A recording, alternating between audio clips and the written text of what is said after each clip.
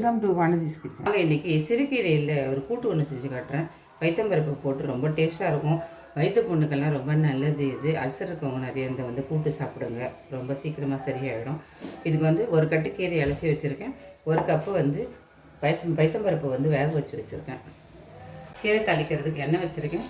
ஒரு ஸ்பூன் கடுகு போட்டுக்கலாம். பச்சை மிளகாய் 2 பச்சை மிளகாய் போட்டிருக்கேன்.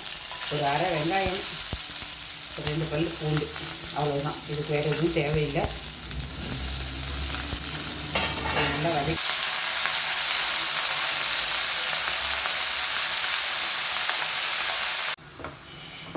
அலசி வச்சுருக்கிற கீரையை சேர்த்துட்டு உப்பு சேர்த்துட்டேன். இது கொஞ்சம் நேரம் மூடி வச்சு வேக வைப்போம். கீரை நல்லா வெந்துருச்சு பாருங்கள். இப்போ வேக வச்ச பைத்தம்பருப்பை சேர்த்துக்கிறேன்.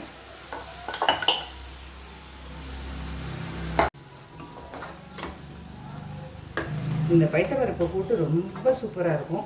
அவ்வளோதான், கீரை வெந்துருச்சு, சேர்த்தாச்சு. இப்போ தேங்காய் துருவல் 2 துண்டு தேங்காய் துருவி அதையும் இதோட சேர்த்துக்கோங்க. ரொம்ப டேஸ்ட்டாக இருக்கும். இது நான் அல்சருக்கு ரொம்ப நல்லதுன்னு சொன்னேன் இல்லைங்களா, அதனால தான் இதில் தேங்காய் சேர்க்குறோம்.